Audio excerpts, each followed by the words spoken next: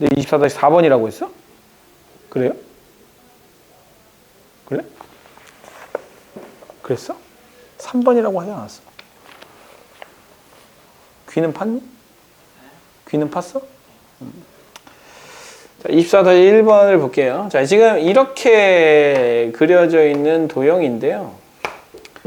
자, 접하게 그렸단 말이에요. 그러면 이렇게 생각하시면 돼요. 여기에 접하게 그려지고 전 원에다가 접하게, 그 다음에 요 도형에다 접하게 그렸잖아요. 똑같은 일을 반복을 한 거예요. 그 다음에도 똑같은 일을 반복을 한 거죠. 이렇게 똑같은 일을 반복을 했기 때문에 똑같은 일을 반복했다. 똑같은 일을 반복적으로 같은 비율로, 그래서 여기서 했던 요것과 여기서 했던 요것이 서로 닮음이잖아요. 닮음일 때는 일반적으로 등비수열이 되는데, 이런 경우는 등비수열이 된다는 걸 증명까지도 할 수 있어요. 이렇게 합니다. 이렇게요. 자, 그런 다음에 요 도형을 끄집어내서 한번 볼게요. 이 도형을 끄집어내면 크게 그리면 이렇게 그려지거든요. 자, 이렇게 그려지는 것이고, 그 다음에 여기 이렇게 나뉜단 말이죠. 이렇게 요 길이를 R1이라고 하고요, 요 길이를 R2라고 해주세요. 요 길이도 R2가 되거든요. 요 길이도 R1이 되는 거고요. 그러면 이제 우리가 사다리꼴이 나왔을 때 해야 하는 일은 뭐냐면 수선의 발을 내려서 직사각형을 만들어주는 일이에요. 그래서 요 길이를 이 길이에서 이 길이 뺐다. R2 마이너스 R1이라고 써주시는 겁니다. 이렇게요. 이렇게 써주시고요. 그 다음이 한 번 더 해줘야 돼요. 사실은. 자, 여기서부터 시작해서 이렇게 가잖아요. 이렇게 가는데 사실 여기서 이렇게 갔을 때 도형이 이렇게 나오거든요. 똑같이. 그럼 똑같은 일을 할 거기 때문에 여기는 뭐가 되냐면 R2 더하기 R3가 되는 거고요. 여기는 뭐가 되는 거냐면 R3 빼기 R2가 되는 거겠죠. 그렇죠? 그러면 여기 보이는 이 두 개의 도형이 뭐예요? 닮음이에요. 닮음. 그러면 요거 대 요거는 요거 대 요거라는 식이 생기죠. 그래서 그 식을 여기다 갖다 써주시면 됩니다. 그래서 R1 더하기 R2 대 R2 더하기 R3는 R2 빼기 R1 대 R3 빼기 R2가 되고요. 이렇게 곱해서 같다라고 해주시면, 요거 곱해주면 R2 제곱, 그 다음에 요거랑 요거 곱해주면 마이너스 R1 R2 R2 R3 마이너스 R1 R3 이렇게 되는 거고요.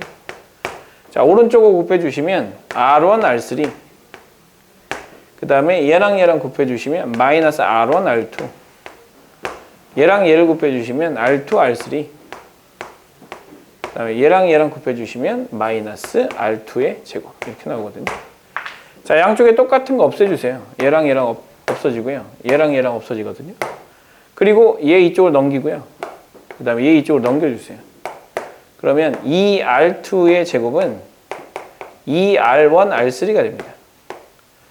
2를 없애주시고 마무리를 해주시면 R2의 제곱은 R1 R3가 되거든요. 자, 이거 가운데 거 제곱하면 양쪽 거 곱한 거와 같다. 무슨 수열을 나타내는 식이죠? 등비수열을 나타내는 식이죠. 네, 그래서 얘네들은 등비수열을 이룬다라는 거죠. 등비수열을 이룬다. 이렇게. 그래서 결과적으로 결론은 뭐냐? 이 반지름의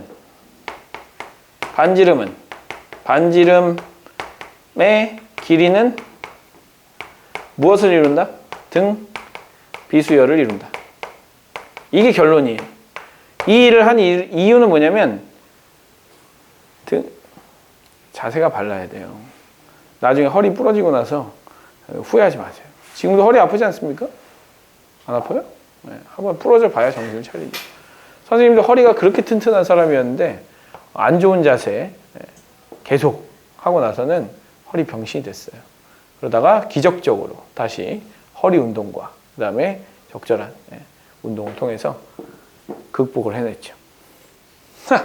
자, 그래서 반지름의 길이는 등비수열이 나온다. 이렇게 이제 생각을 해주시고, 그럼 이제 그게 등비수열이에요. 근데 생각해 보세요. 이 반지름의 길이가 등비수열이 나온다면 원의 넓이, 자 보세요. R1, R1, R2, R3가 등비수열이에요. 공비가 곱해지는 거죠. 곱하기 공비를 그냥 K라고 합시다. 이렇게. 그럼 사실 이게 곱해지는 건데 이거의 넓이를 구하라 그러면 파이 R1의 제곱이고요. 파이 R2의 제곱이고요. 파이 R3의 제곱이거든요. 그럼 이거를 이걸로 표현을 해주잖아요. 그럼 얘는 파이 R1의 제곱 K의 제곱이 나오는 거고요. 얘는 R1에 K 2번 곱한 거니까 K 제곱이 돼야 되거든요. 그럼 파이 R1의 제곱에 K 4제곱이 돼야 되는 거예요. 자, 그러면 얘는 어떻게 가고 있냐면 여기서부터 여기까지 K 제곱, 그 다음에 여기서부터 여기까지 똑같이 K 제곱이 되고 있기 때문에 이 넓이 역시도 무슨 수열이 된다? 등비 수열이 된다는 걸 확인을 하시고 넓이도 등비 수열이다라고 생각하시면 됩니다. 가장 작은 원의 넓이가 2, 가장 큰 원의 넓이가 5, 가운데 원의 넓이는 루트 10이 되겠죠. 왜? 등비 수열이니까. 네, 그래서 가운데 거 제곱하면 양옆에 거 곱한 거고 같다. 이렇게 이제 생각을 해주시고 이렇게 정리를 해주시면 됩니다. 자, 이거는 이제 수능 시험에는 아마 안 나올 내용이고요. 학교 시험에는 자주 나올 내용입니다. 왜냐하면 수능 모의고사에서 이런 내용들이 많이 나왔어요. 자, 무슨 얘기냐?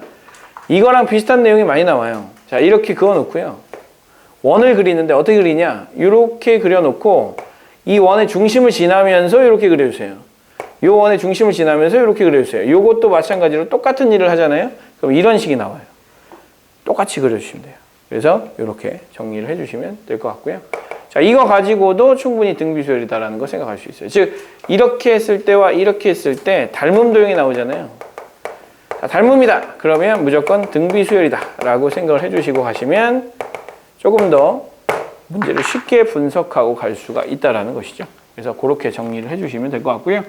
24번도 마찬가지로 24번도 마찬가지로 이 세 개가 등비수열을 이룬다라고 했는데 왜 등비수열을 이룰 수 있냐면 이게 사실은 닮음 도형이기 때문에 가능성이 높은 거예요. 그러니까 앞으로 그냥 이런 좀 이런 생각을 가져주시면 되겠죠. 닮음 도형은 등비수열과 굉장히 연관성이 높거든요. 그래서 등비수열로 문제를 풀어야 할 것이다라고 생각을 해주시고 가시면 생각보다 어렵지 않게 갈 수가 있을 것 같고요. 자, 24-3번도 한번 해보도록 하죠.